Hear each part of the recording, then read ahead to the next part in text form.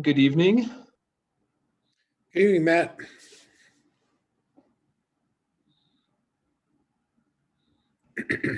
Hi, Matt. Hello. Ready?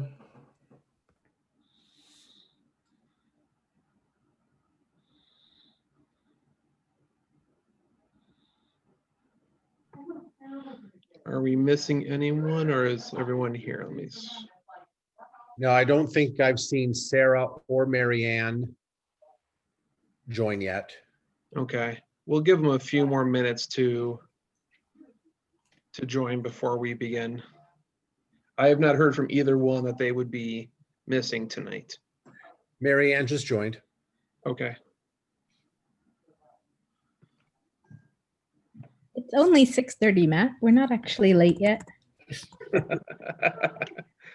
Well, I think I beat you by a minute, Marianne, so. All right. Speaking of Sarah Glavin, I was talking with a friend of mine about a project that's called the Illinois Homeless Youth Handbook. And it's heavily subsidized by United Airlines and also by Baker and McKenzie. And it provides legal advice for Chicago's homeless youth in the form of a handbook that's both available online and in print.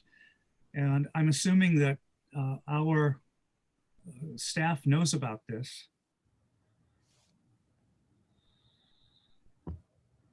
Well, I wouldn't be surprised. We can certainly ask Ted. Yep. Mm-hmm. But it I was think I nice. see Sarah. So we will call the meeting to order. And as soon as Sarah's ready, we will, if you could call the roll, please. Thank you. Sorry about that. Christian Harris, Present. Marianne Monraj, Present. Colleen Burns, Present. Virginia Bloomshire, Present. Matt Fruth, Present. Ted Foss, Present? Sarah Glavin, also present. Thank you very much. We'll move on to the approval of our minutes from September 22nd. Does anyone have any corrections or comments regarding the minutes?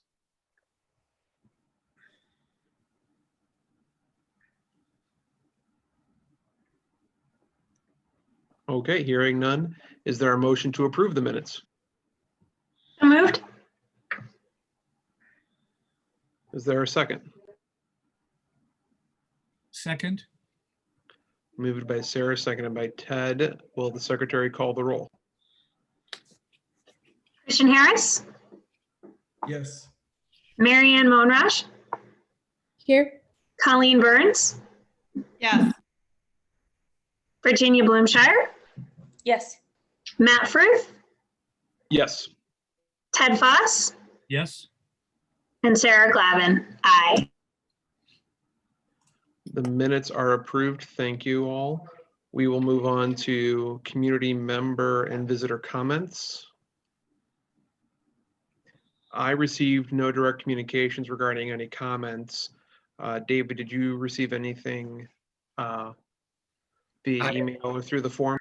I have not. I do see two guests with us. You may wish to ask them if they'd like to speak during the meeting, and I can unmute their microphones if they do. Amanda or Pete, do either of you have a interest in speaking during this session, this time? Yeah, I have one question that may get answered. Do I give the question now or do I wait to see if it gets answered? You can go ahead and speak now. Okay, I just would like to know if the 2021 budget includes any remaining principal and interest payments. It wasn't clear to me from the documents. on the bonds. David, I don't believe it does. I believe that the 2021 budget reflects that no payments for any bond. Correct.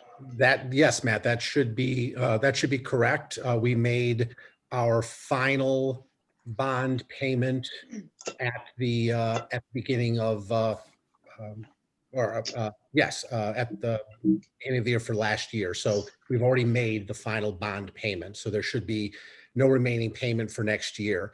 I know, Jeremy, you are on the call. Do you want to confirm what I've just said? That is correct, David. Great. It's all paid off, no interest, nothing else. Thank you. Right. Thank you. You are welcome. And Amanda has indicated that she is just observing. She doesn't wish to say anything. All right. Thank you, Amanda. Welcome. I hope if you have any questions, feel free to put anything in the chat, and if we can address it during the meeting, we will try to do so. Otherwise, we will follow up with any questions you might have at a later time. Moving on to trustee comments and board calendar. I had one comment I wanted to make.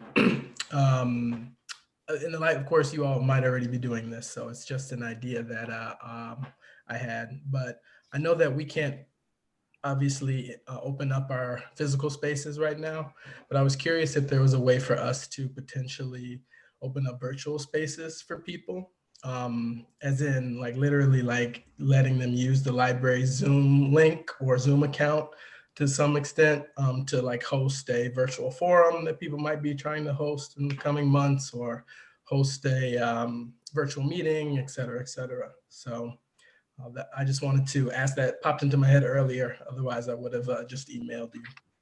Yes, Christian, absolutely. In fact, we are doing that. We've been doing that for a little while. And I know that Jody and Lori are on the call, and maybe they would give a one or two examples of how we're doing that. Hi, I put in the chat the link to kind of the description of the program. I know from Kathleen Spale, who's working to directly schedule these meetings, there's been a wide range of groups. Most of them have been, I even heard there was a family reunion. Lori, I know that you two probably have some background on the types of meetings that are happening, but they are using not only the library resources, but in terms of Zoom, but they're using library staff to help kind of educate people and walk them through. I think one of the first groups was Mothers and Others for Peace, who have collaborated with the library and the Idea Box before. And that group was extremely grateful, not only for the technology, but for the know-how. I've never used Zoom before. How does it work? You know, that kind of thing. So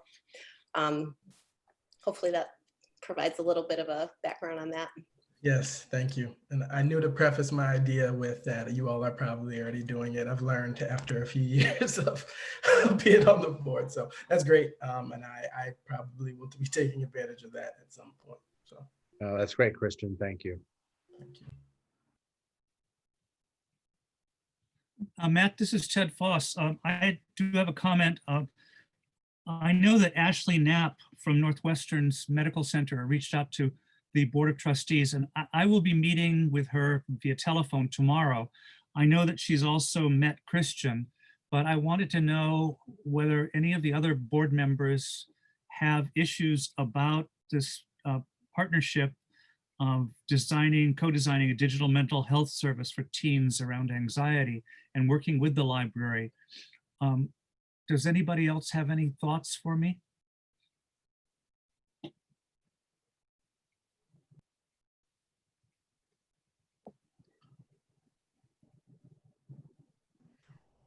I don't. Sounds Okay. like a great idea. I'm interested to see what you come back with after you talk with her.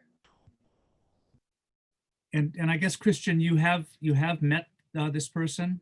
And what's the name again? I'm sorry, I missed. Ashley Knapp. And she said that she met okay. in one of the teen board meetings, the teen Yes. advisory board meetings. Yes. She was observing that day and getting to know the youth. She was on a couple calls, I believe. So yes, virtually, yes. Okay, well, I'll give a report after my meeting with her tomorrow. And I reached out as well and said I would be happy to set up a meeting. So I'll keep you posted. A conversation with a colleague. I'm sorry, Christian, were you wrapped up? I didn't want to step on your toes.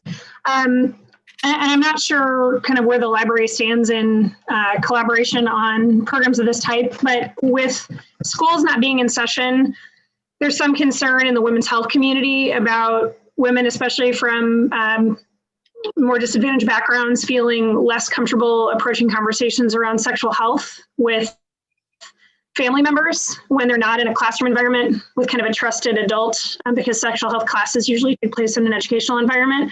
So there's some programming that's being done by the Chicago Women's Health Center that is being offered on kind of a sliding scale of resource. And I think my question, is understanding that we are, a resource for the community, and there are young women who may be using our resources that don't know that this is available. It's a fee-based program, but they have a sliding scale. So it's between like $0 and $40 for a young woman to participate. And it's typically slated to young women 4th through 8th grade. So just wondered if that was something I could recommend that the team learn a little bit more about. I hadn't realized that there was this concern in the community, but I guess this, if you're in an environment where you're not comfortable approaching the subject with your parents and you are in an isolated setting, it can lead to a lot of concerns about mental health and stability, especially for LGBTQ plus kids. So just wondered if that was one of, a host of resources that might be considered for resourcing kind of some of our youth programming. And you said, Sarah, that's the Chicago Women's Health Center? I can send you guys the details of the piece that I received. It's a colleague friend of mine who does OWLS. I'm not sure, I know you guys had met with them, but the local cohort that does OWLS has decided not to provide OWLS as a virtual resource, just based on their kind of inability to provide holistic support. So they're recommending this as an alternative to families who have been pursuing the OWLS platform. So I think it just might be a nice alternative if, since OWLS isn't being conducted this year, but especially for students, who are just in challenged circumstances in a family environment that isn't supportive of those discussions. Okay, great. Lori mentioned in chat that she'll mention that information to Jennifer Norberg, our children's services manager. And I'll forward it to both you and Lori to take a look at, but I just thought it was a resource group I hadn't heard about. Great, thank you.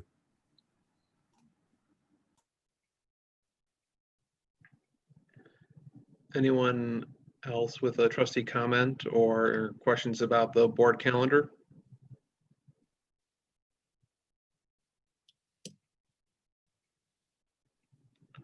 All right, thank you, Christian and Sarah and Ted. We will move on to staff reports. Great, thank you. So you have my narrative report.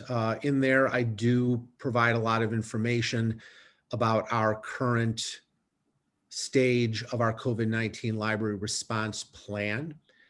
And the video that I did this morning and was sent out to the community via library email talks about that level as well. Even with the state's recent level of mitigation, or the county's recent level of mitigation, none of that right now would require us to change our service level. But as I say, we'll continue to monitor the environment and our staff experience very carefully to be sure that we are in the right stage, or that if we think we need to revert to an earlier stage, we certainly will do that and communicate with the board about why we think that might be necessary. But for now, we remain in service level 2, where we have been for a number of months. we'll, as I said, share more information if we think that needs to change. There was a lot of terrific information in the strategic objectives report that staff prepared this month. I just mentioned a couple of the highlights here in my narrative. I hope you had a chance to read that whole report, and I look forward to any questions you might have about that. The Anti-Racism Advisory Team had a great meeting with Rashida Graham-Washington a few days ago. A long meeting where we talked a lot about the Anti-Racism Strategic Plan and its development. As you know, there are several staff members and a board member, Virginia Bloom, who's a member of that team. And so I would certainly welcome any things she would have to say about that meeting as well. I'm waiting for Rashida to get back to the team to schedule another session for the month of November. Had the opportunity to participate in the ILA virtual conference this year and to present with Francis Kraft of the equity team about power of partnerships.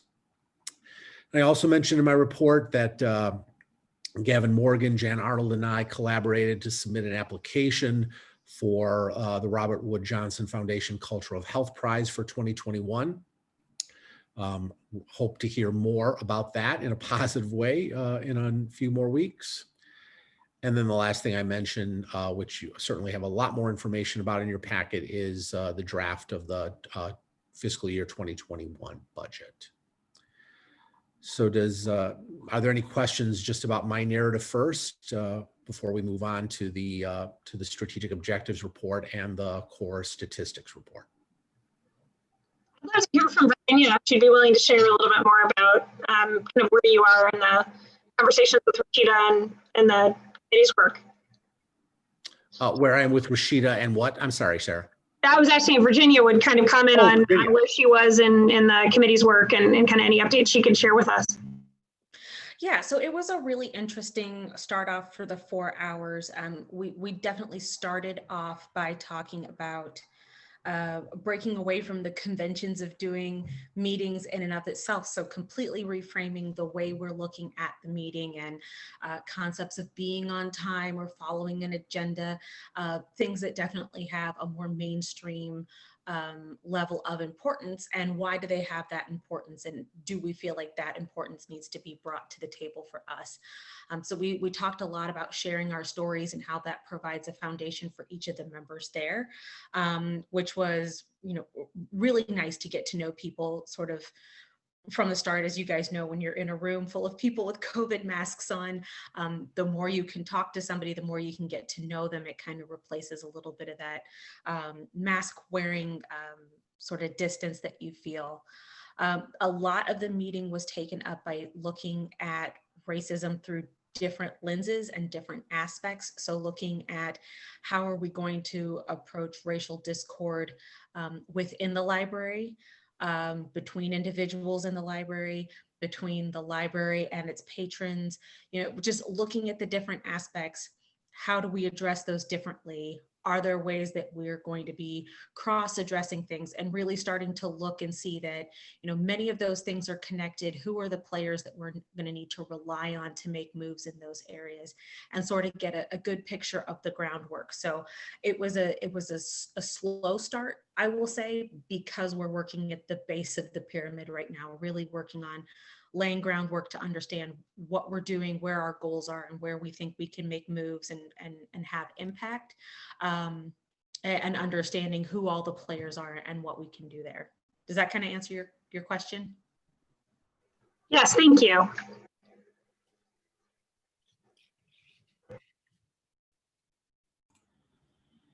Are there any other questions about my narrative before we move on to the strategic objectives report? I just had one quick question, David. I know you talked about kind of continuing to monitor, is the process you guys are using to kind of garner information from the active staff, are they submitting reports? Are they giving you anecdotal information? Kind of how are you keeping a pulse on kind of day-to-day changes? And I guess my bigger question is, what are the kinds of things you'd be looking out for aside from contact concerns or things of that nature to kind of make a judgment call as to whether or not we would affect service levels? Well, there are lots of conversations going on all of the time, every day, between staff members, their supervisors, their managers, and then from the managers to the leadership team about what staff members are experiencing as they work in the environment, how their interactions with patrons are going. Those conversations are also about workload and whether or not any staff members are ill or have had to quarantine because they may have come in contact with someone who may be infected or is suspected of being infected. And as I mentioned, Billy Treese is keeping a close watch on that. So I would say that right now, what we're hearing and what we're learning is that I think we're in the right service level now. I think we've been doing a lot of the right things, and one indication of that is that, again, there haven't been any infections that we've been informed of that are traceable back to being in or working in the library for the last 7 months, which is a great thing. Doesn't mean that people aren't sick. It doesn't mean that people aren't having to quarantine. It just means that the environment, the physical environment, is as safe as we can make it. So I would say that, there are a couple of things that might require us to revert back to an earlier stage. Certainly, if there are new mandates from the state or even from our own local public health director to shut down physical spaces again, we may need to go back to just digital and virtual services for a time.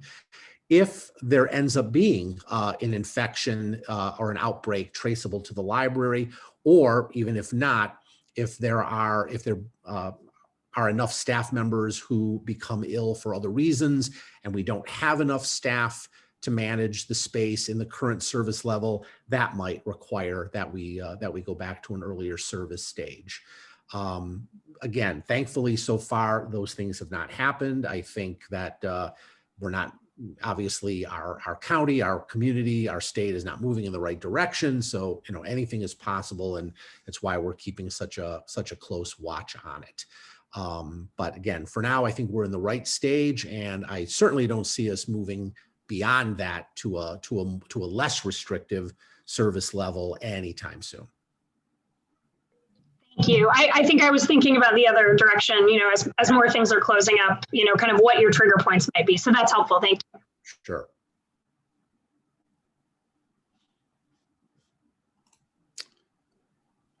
Okay, so here is, again, the Library Strategic Objectives Report.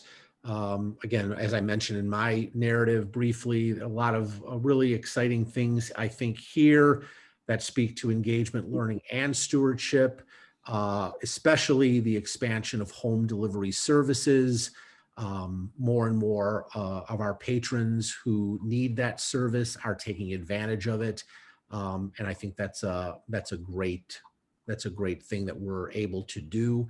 And that resource delivery also includes, as the report mentions, delivery to local educators and childcare providers to help families and educators deal with the learning environment.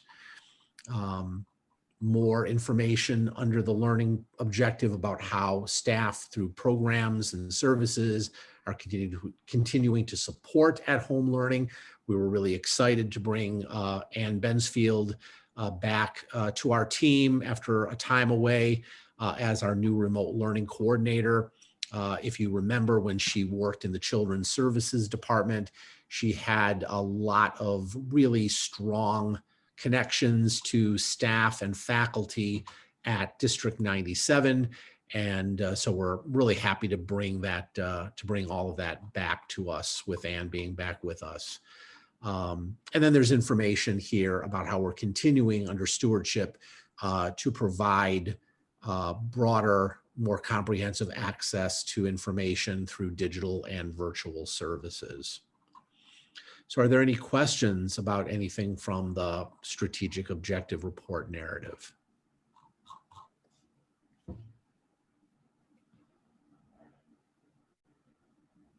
I don't have anything, David. Okay. Anyone else? I loved all the pictures. It was great to be able to visualize all the delivery bags. Yeah.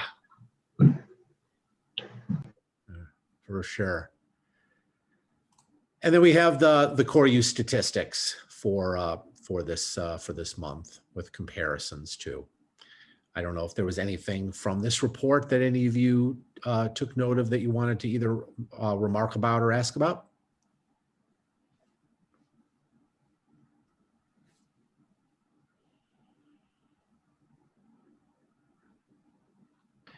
I did not, unless anyone else has something. We can move on to, I believe, go into our financial reports then. We have our disbursements. Does anyone have any questions about anything in the disbursements report before we move to approve it? Hearing none, is there a motion to approve? So moved. Moved by Christian. Is there a second? Second. I think that was Colleen, perhaps. Any other discussion? Hearing none, will the secretary take the roll on the vote to approve the disbursements? Commissioner Harris?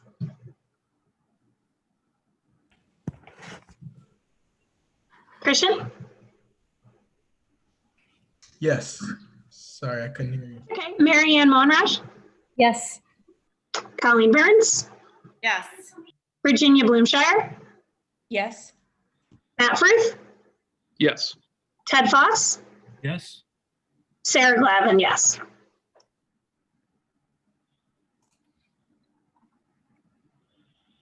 Okay. Then we will move on to the community foundation funds. So this is a quarterly report of the value of all of the funds that we have with the Oak Park and River Forest Community Foundation. As you know, there's one annual distribution from all of these funds collectively to the library that usually is made to us near the beginning of the year.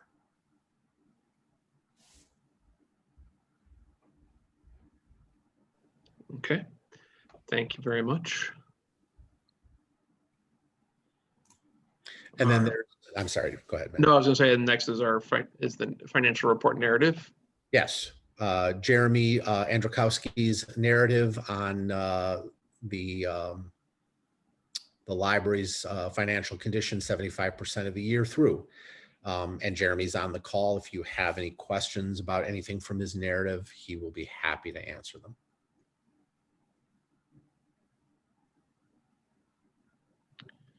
Anyone have questions for Jeremy? Or comments about the financial report in general?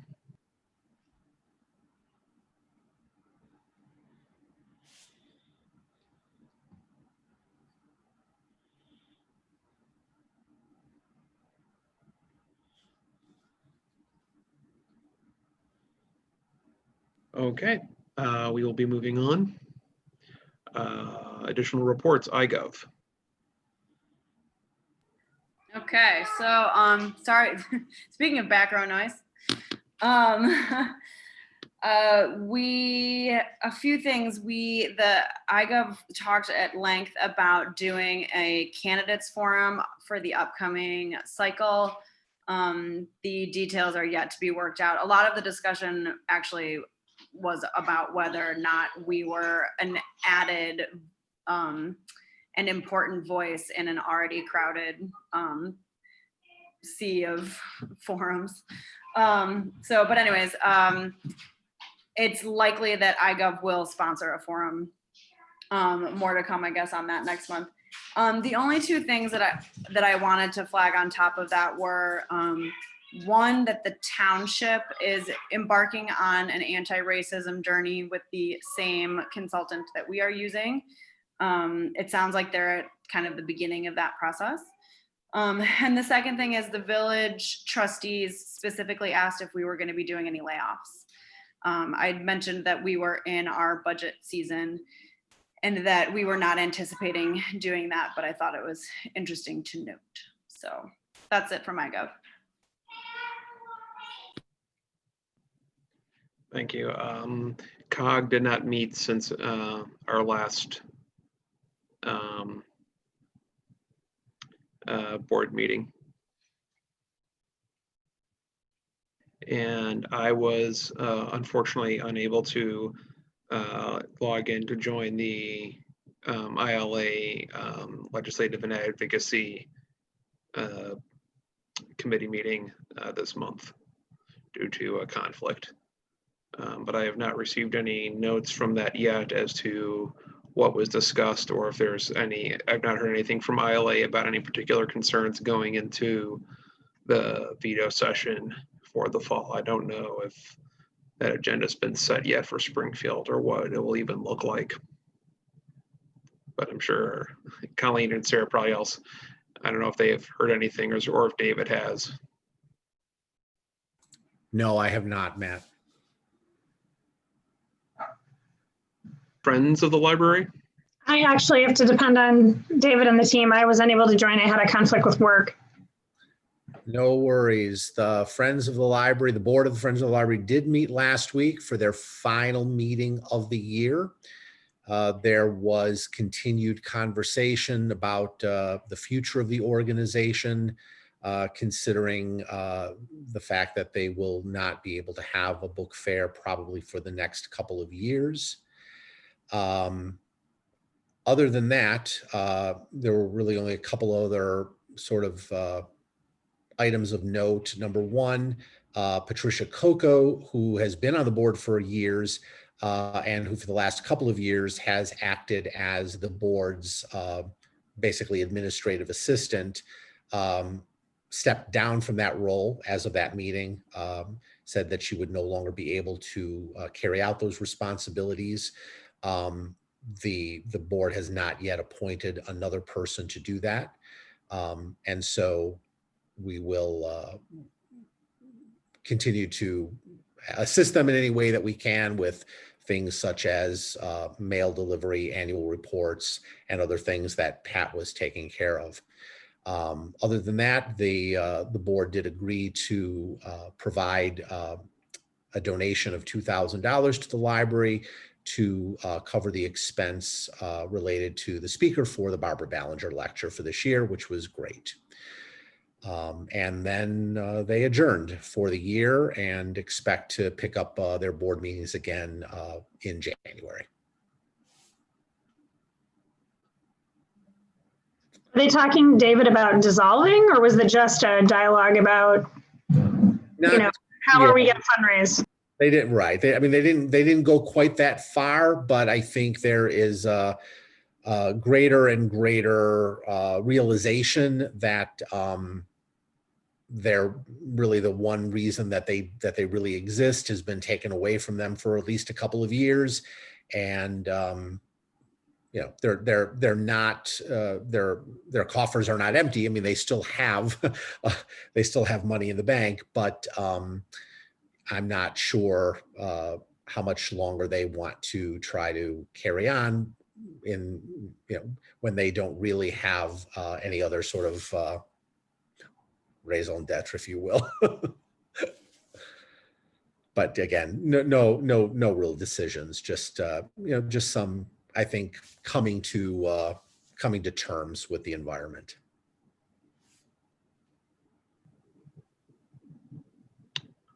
All right.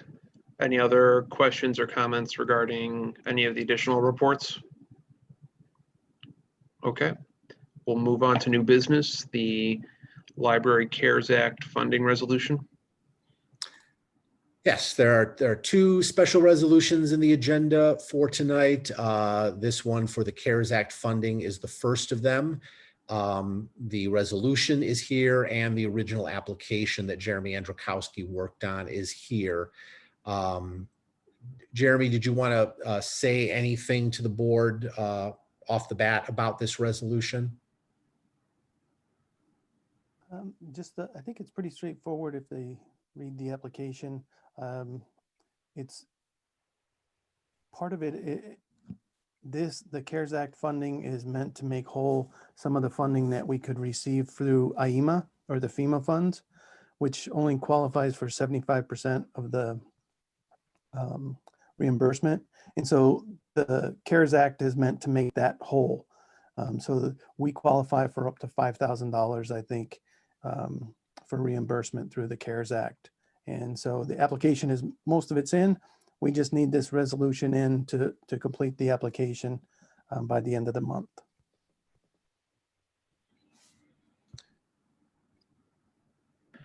Okay, are there any questions from the board? Hearing no questions, is there a motion to approve the resolution as presented? So So moved. moved. I heard a woman first, That was Marianne. Marianne, and then is there a second? Ted Foss seconds. Thank you, Ted. Is there any further discussion? Hearing none, will the secretary take the roll, please? Christian Harris, Yes. Marianne Monrush, Yes. Colleen Burns, Yes. Virginia Bloomshire, Yes. Matt Frith, Yes. Ted Foss, Yes. Sarah Glavins, yes. Excellent. The resolution is adopted. Thank you, everyone. And then the other special resolution is a resolution to approve purchase card use for library staff. And Jeremy provided some background information on what this is all about. Is there anything that you wanted to add to that, Jeremy? Just if anybody has any questions, I'm happy to answer it. Any questions or comments from the board? All right, hearing none. Is there a motion to approve the resolution as presented? So moved. Marianne moves. Is there a second? Second, Second by Sarah. Unless there's any further discussion. I actually have one quick question. Is there, in passing this, I guess I could have waited till after we passed this, but in passing this, is there any other policies that we need to pass as far as privacy or anything, Jeremy? Not really pertaining to this. Basically what this is like currently we're using credit cards for some of our purchases, American Express, and we have a US Bank Visa. Most of our recurring bills and stuff like that, not most of the recurring bills, but we do have some recurring payments going directly onto some of the credit cards. Where we come into issues is when we have managers who need purchasing, travel expenses, things like that for some of the other staff. Then it becomes difficult to control because we don't have credit card for all of those staff who need it. So what this does is it allows us to have a little more internal control. So we can actually set limits and give credit cards to, say, the facility staff, so they can have a much smaller credit card limit, and we're not handing credit cards around and letting people borrow different folks' credit cards. So it really will improve internal control. The other part of this is the expense management part of it. It will integrate all of our credit card expenditures into our accounting system so we can better track it. And then any of those expenses that come through will all be virtually approved. So say a manager makes a purchase, they can request an invoice on that, and the director can go in there and approve that expenditure just directly through our accounting system. So the expense module is part of that. To streamline that, the approval process, and then the purchase cards will free up staff who need it, but also improve our internal controls on that. But there should be no privacy issue with any of this. I don't have a question about the P cards. Those make a lot of sense to me, but it reminded me that I wanted to ask about this. At UIC, we recently got a list of tech that is reimbursable for, if you needed to, in order to record your video lectures, et cetera, so on, if you bought various items. And I'm sort of assuming that the library has a similar policy, and I don't know if staff have had to do much of that, but a lot of the faculty have had to buy various things that we didn't have before in order to do our job. So I just wanted to mention it and make sure it was on the radar. If what you're talking about is an allowance for the use of technology during remote working, is that what you mean, Marianne? Yeah, I guess it was, yes. I mean, essentially, right? They gave us a list of, typically we're allowed like one new laptop every 3 years, right? That is a reimbursable expense that has a upper limit on the cost, and it's the property of the university. We Okay. don't actually own it, et cetera. So they have, because of remote learning, they've added several items to that list. And so I could send you the list, David, Oh. but it may not be relevant to you. I just thought I'd mention it because I didn't know whether staff had to take on additional expenses to be able to do their jobs remotely. Well, so in a sense, because staff are in working remotely, are at home, many of them using the internet access that they are paying for. So the library is providing all of the physical technology or devices that they need to do their work, but we're also have been providing a stipend every month to reimburse them a percentage of the cost of what they're paying for their internet connections. Great. That basically coincides with basically how much they're using it for work, and we're trying to help them to cover that cost. That sounds great. I figured it was probably on your radar. I just wanted to mention it in case. I didn't expect that the university has been slightly more generous with this than I anticipated. So, so just mentioning. Good. Thank you. Okay, we have a motion and a second. Will the secretary call the roll on this resolution, please? Christian Harris, Yes. Marianne Monraj, Yes. Colleen Burns, Yes. Virginia Bloomshire, Yes. Matt Firth, Yes. Ted Foss, Yes. Sarah Glavin is a yes. Resolution is adopted. Thank you, everyone. We will now move on to our fiscal year 2021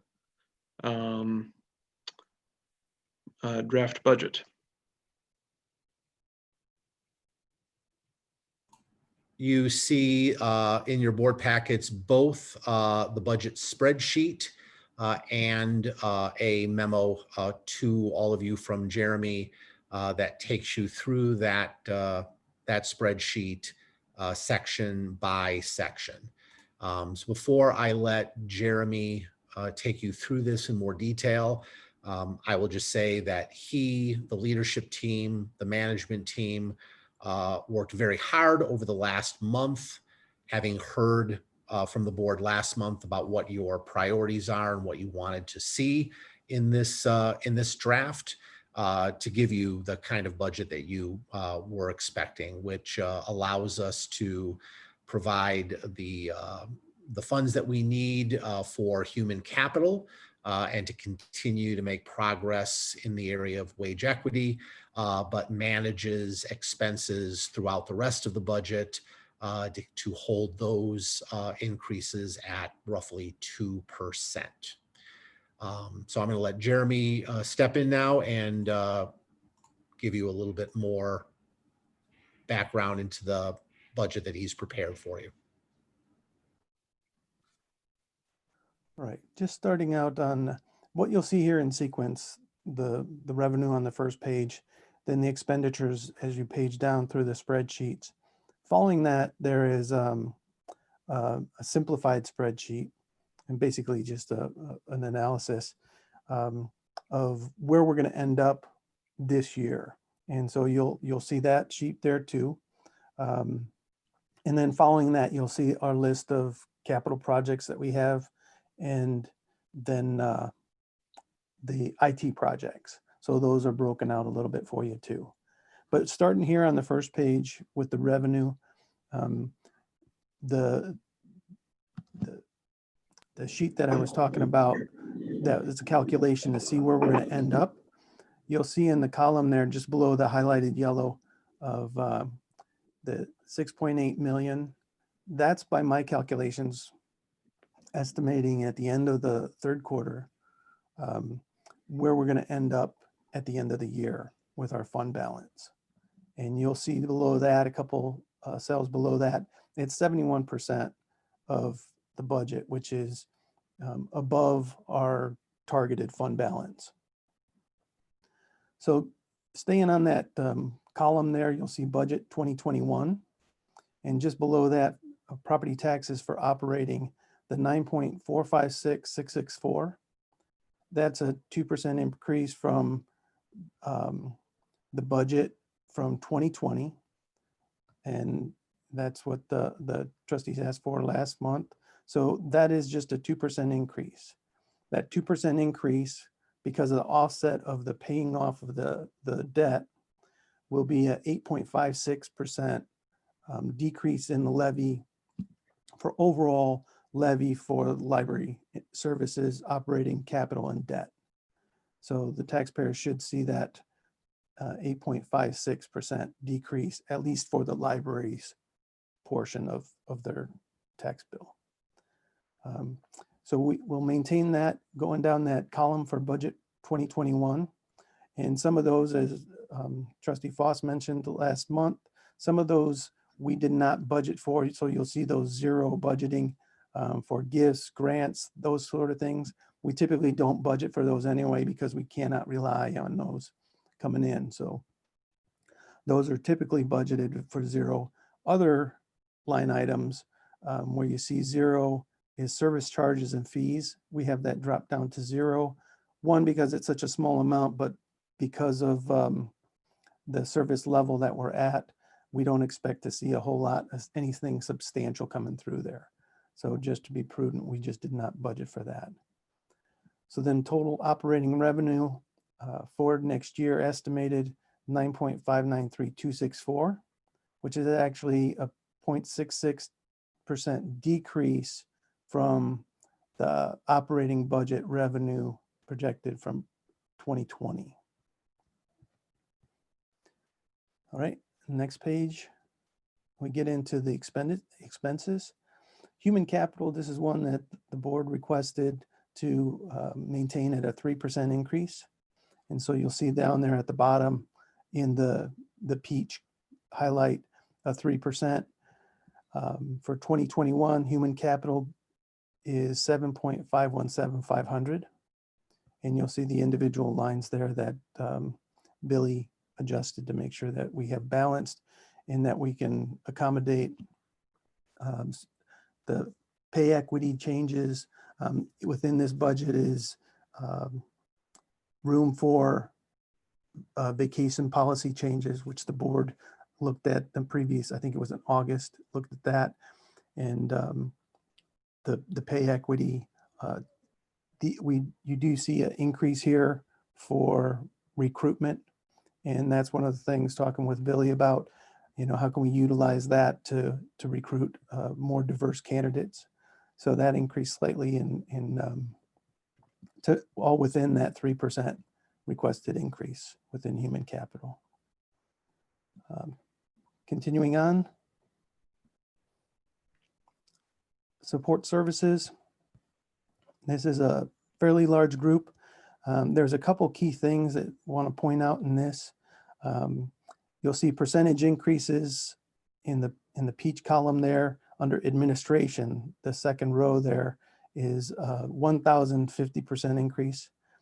That's a small budget line that we typically use for travel reimbursement. Say somebody needed to go to pick up something from downtown Chicago, like the American Girl store or something like that. We'll reimburse their mileage through this.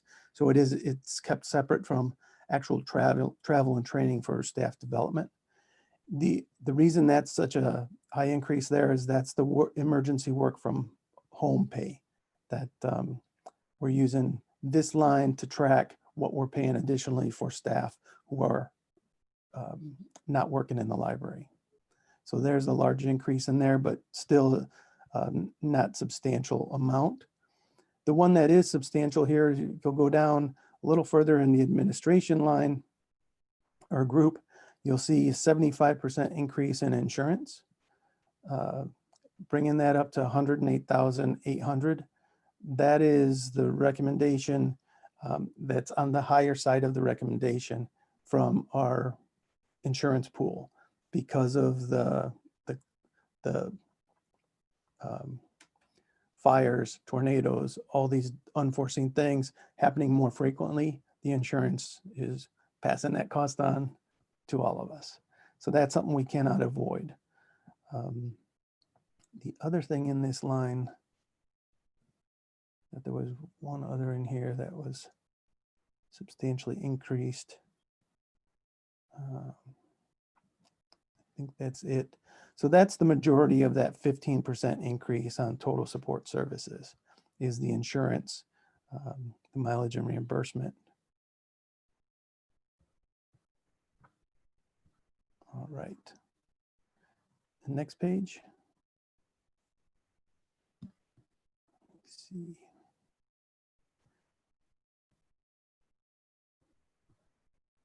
All right, total library materials.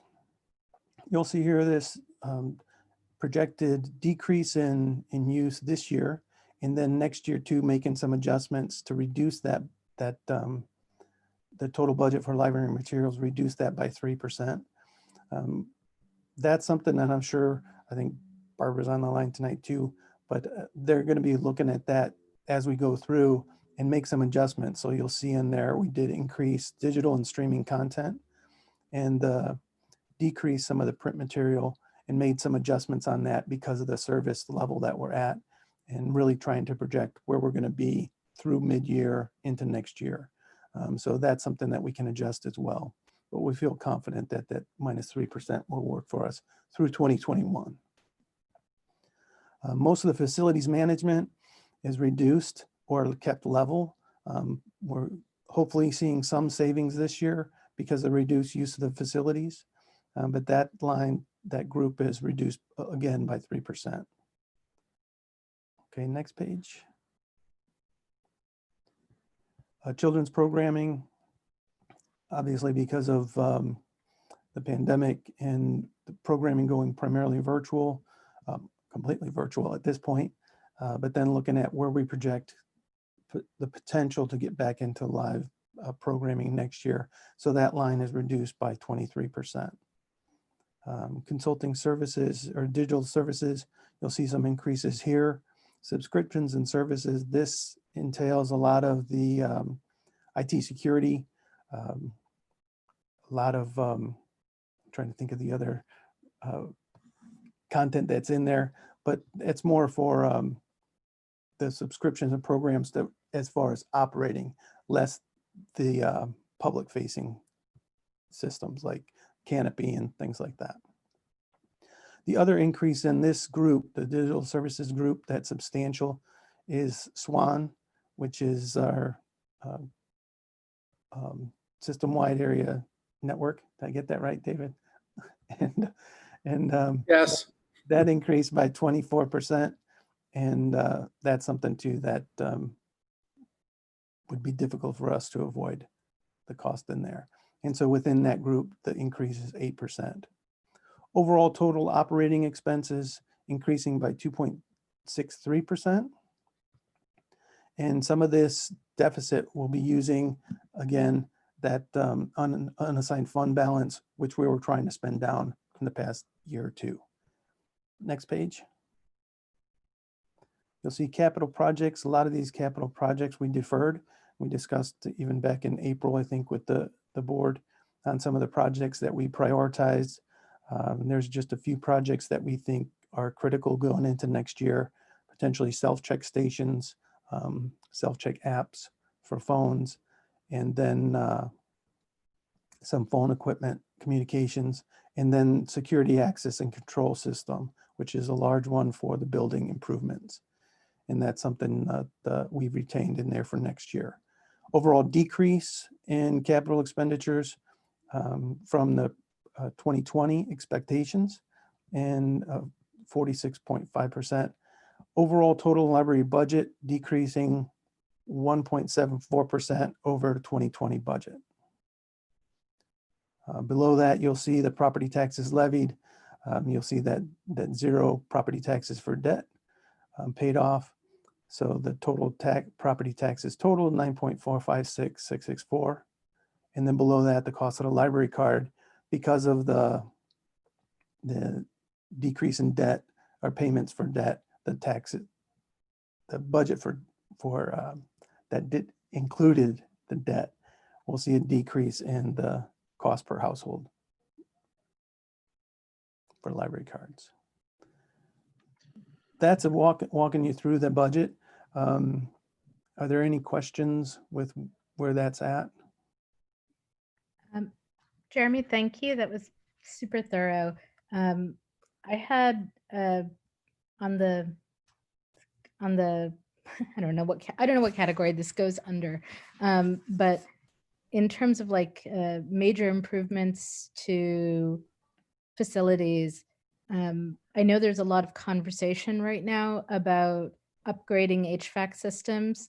And I just was wondering if you could speak to, is that a conversation that the library has been having? And if so, like, where would that fall on a timeline?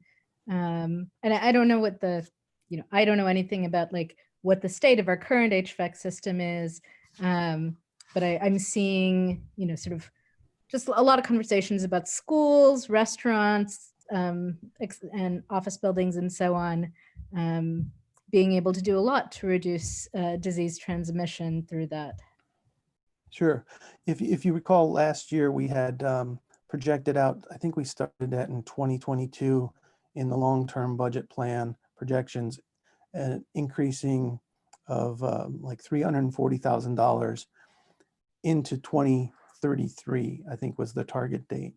Now, a lot of the capital projects, most of the capital projects come from our capital asset study.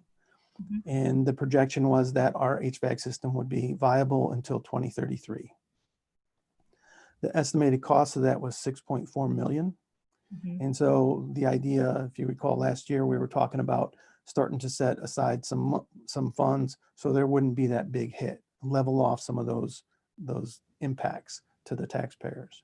Yeah. So this year, because of the COVID and pandemic and looking at the revenue shortfalls, I removed that from the line, and we can deal with that after the pandemic. And then also some of those other capital projects we deferred. Okay. So again, if you'll see that in the next couple pages down, if you go through your packet, some of those capital projects we pushed off that we didn't feel were critical. Yeah. So I think that's probably fine. I guess I would say whenever you start working on that again, it might be worth revisiting the estimation of the system and the cost and so on, just because there's so much focus on it right now. I think there's a lot of advancement in science. A lot of costs are coming down for some of these things, or I would expect them to in the next few years. And so like we're seeing an acceleration of as a result of COVID. And so, what we knew a few years ago may not be up to date by next year, if that makes sense. Yeah, sure. And one of the things that we're looking at too, just another layer of protection, we started getting some air purifiers, HEPA filters, for the offices, for staff who need to be in the offices. Some of those are really low cost, $100 and things like that. We're also looking at trying to get some larger ones that are for the rooms where there's shared workspace for the people who are working with all the return materials and things like that, working in the same room. And some of those are a little more expensive, like $300-400. So those we're looking at doing it piecemeal for that to try and ensure another layer of precaution and safety for the staff. The other part of that is looking at sort of the UV light to purify the air going through the whole HVAC system. I got a quote in, a gentleman came by to talk to us about it, and his quote started about $2,000 to $3,000. Then when he came out, it was $5,000 to $6,000, and now he's talking $25,000 to $30,000. Mhm. So we'll still follow up and see what they say, and we'll take a look at that and see. At that point, it's something where we would start pulling in for bid process and making sure that we get the best cost and we know what we're doing, how effective is it, all of that kind of stuff. We'd have to do a lot of research on that. Yeah, that sounds great. And it is a long process. And, you know, like my husband and daughter are prone to pretty bad allergies, and so we've started looking into, like, just for our house, being able to do a better job of filtering between the outside and the inside, which is a different problem. But it's complicated. It's super complicated, and there's a lot of moving parts. So anyway, literally moving Yeah, parts. and you know, and part of it's trying to make sure that we do everything we can within reason to protect the people coming into the building, to protect the staff, and but then also balance the reality of, you know, how foolproof is it? We don't want to build a false sense of security, like, oh, we have this filter in, there's not going to be any issue, Right. because it's not foolproof. Okay, thank you. Any other questions on the budget, the process? No, Yes, David's Jeremy. back. Oh, go ahead. So Go ahead, Jeremy, Ted. on page 5, the $100,000 to Swan, of course, Swan is integral to what we do, but what does that actually pay for? Is that like the transportation of books, or? No, Ted, that is our annual membership fee to be a member of the organization, and to pay for everything that the organization needs to pay for. So that's our fee to participate in the shared catalog, to participate in the reciprocal borrowing program. And those fees are determined by the SWAN board and the SWAN administration, based upon a lot of things, including the size of our organization, the size of our community, the size of our budget. We're arguably perhaps the largest library in the SWAN consortium, and so our fees are quite large, and it is determined based on the factors that I just mentioned. One of the reasons that the fee has increased so much in just 1 year is, again, this is a feature of how the SWAN organization determines what our membership fee will be. And part of that is based on what our annual equalized assessed valuation or tax receipts are, which, you know, apropos of what we're talking about tonight. And while we were paying off our bond debt, the amount of money from our levy that was earmarked for that payment specifically, the way that SWAN determines its fee, it does not count revenue that is used to pay off a bond debt. So while we were paying off that bond debt, we were having that amount not count as part of the calculation to determine what our fee is. Now that that fee is, now that that payment is done, we're not getting to take advantage of that sort of idiosyncrasy in the way that they do the calculation. And so we've seen our fee go up. Now that fee should stabilize after now, but it's one of the reasons you see the increase there. But it's, again, just to answer your question simply, it's our annual membership fee, and it pays for everything related to our participation in that consortium. Thank you so much for your cogent and careful description. Yeah, I hesitate to say this, but, you know, I've thought a lot over the last several years about our membership in SWAN. I am still not interested in pursuing other alternatives, mostly because I think it really is the best deal available to us, considering what our patrons get out of participating in that consortium. But that doesn't mean that there might not come a point for the organization in coming years where that tipping point might might occur, and it might be valuable to look at other solutions such as standalone solutions.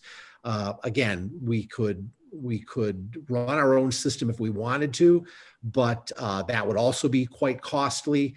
And if we did so, we would lose, I think our patrons would lose a lot through what they get out of participation in the consortium and the shared catalog.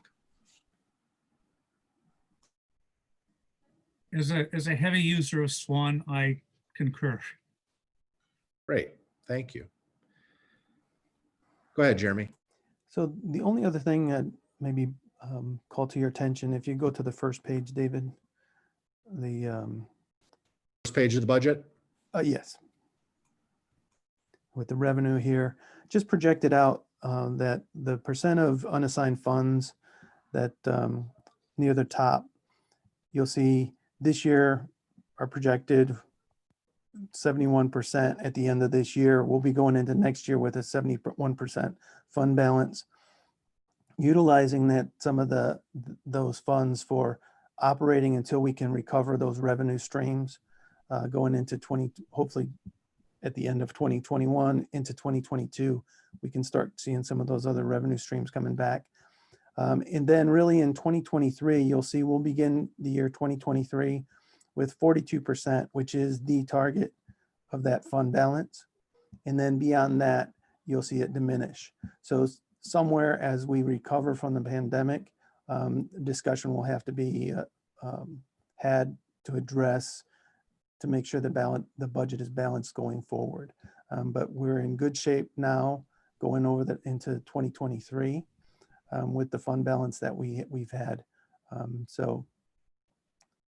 think we should be comfortable where we're at, be prudent, but then just no long-term decision that will have to be made going forward to balance that. And while we've been talking, Billy Treese was able to join our meeting a few minutes ago.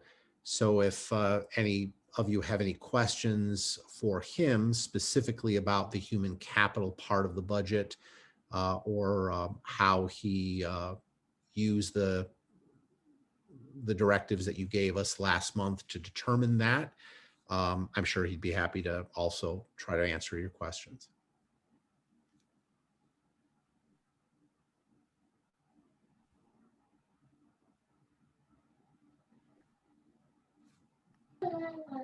I do not have any questions at this time. Does anyone else have any other questions?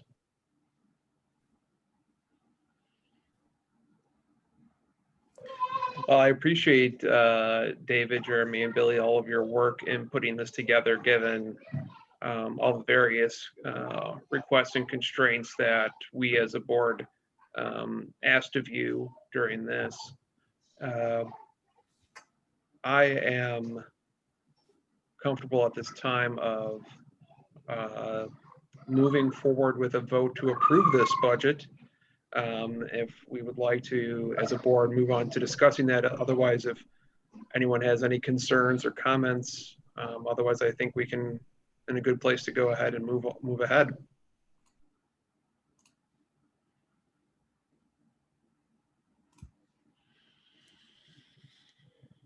Not hearing any negatives. So no, at this time, is there anyone who would like to make a motion to approve the budget as presented? So moved. Moved by Sarah. Is there a second? Second. Second. I heard that may have been Mary Ann. Any further discussion? Hearing no discussion, will the secretary take the roll, please? Christian Harris. Yes. Mary Ann Monraj. Yes. Colleen Burns. Yes. Virginia Bloomshire. Yes. Matt Fruth. Yes. Ted Foss. Yes. Sarah Glavin is yes. Well, that's wonderful. Thank you. The budget has been approved. Thank you, everyone. And in that case, there is one other resolution presented for action this evening, and that would be the required resolution to send to the Village of Oak Park for inclusion in its annual budget and appropriation ordinance and levy ordinance that lays out the financial requirements for the library, including our budget and the amount for to be levied on behalf of the library. Is there a motion to approve the resolution as presented? So moved. Moved by Colleen. Is there a second? Second. Second by Ted. Barring any discussion, well, good night. Will the secretary take the roll, please? Yes. Christian Harris, Yes. Mary Ann Monrash, Yes. Colleen Burns, Yes.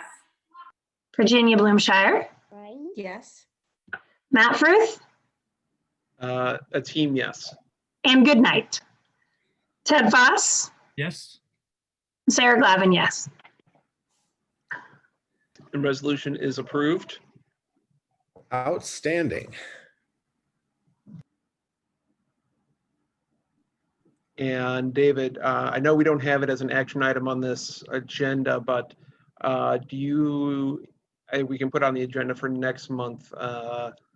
Do you see us having, given that we have approved our budget and our levy resolution, we should be able to conclude our year's business at November's meeting? Do you Yes. anticipate? I right now I agree. There will be just a few things that we'll need to do in the month of November, including reviewing closed session minutes. We'll need to approve a calendar for next year.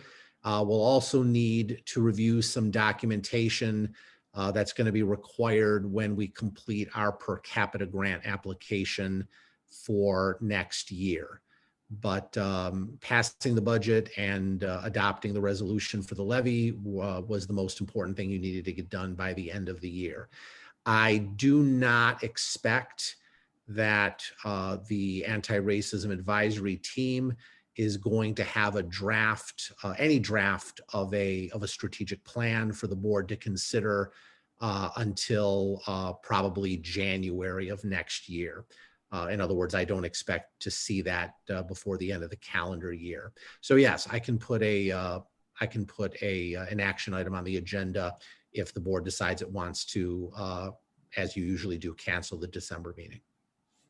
Yeah, I think we're at a point where we can, as we have done in many of the past years, now that we've concluded the bulk of our business, go ahead and cancel that meeting. So we'll go ahead and have that item on the November agenda. Great. Yeah, Billy reminded me too, one other item for action, as Jeremy mentioned, built into this budget for human capital that you just adopted, were all of the considerations, financial considerations for adopting the revision to the vacation policy that we had presented to the board a few months ago.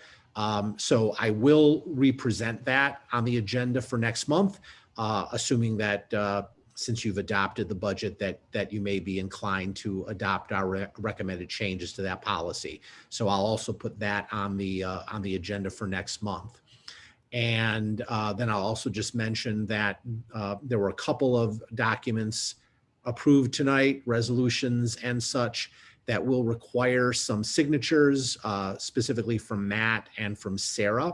So Jeremy is going to print those out, and then he is going to contact you later this week to make arrangements to get those documents signed. Sounds good. Sorry, I meant to ask one thing, and I just don't want to forget. For the work of the racial equity group and the recommendations they may start making in January, et cetera, in the budget, I know Jeremy highlighted that there was something like 4,000 additional put towards recruitment that might be relevant to that.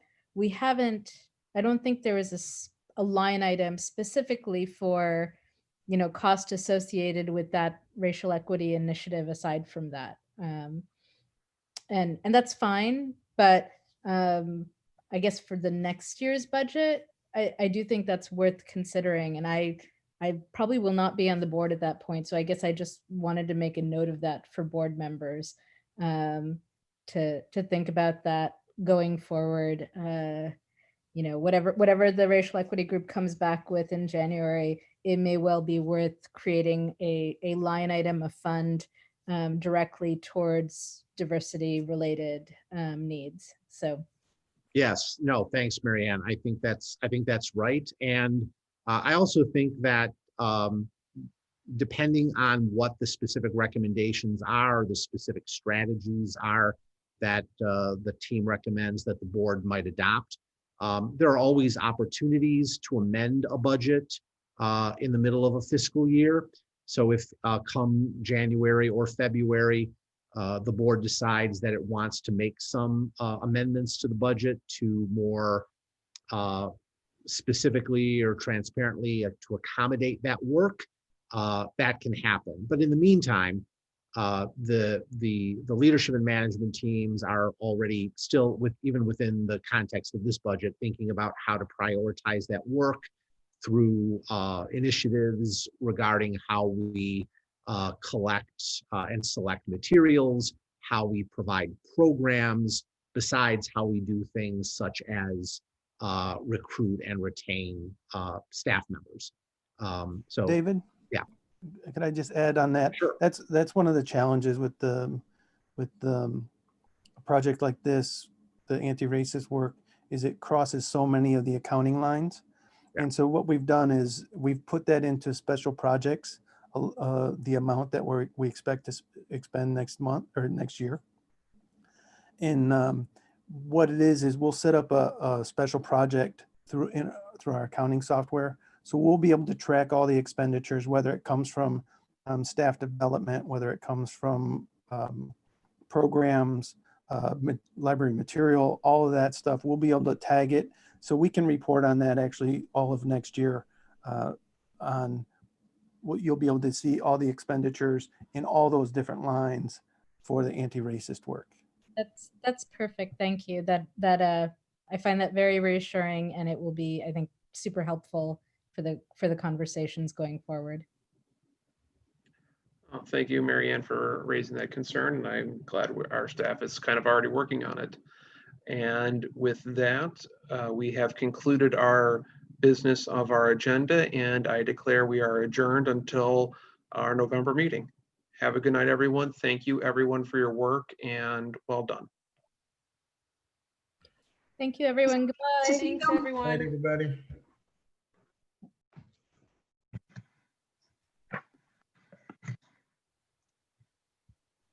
Look.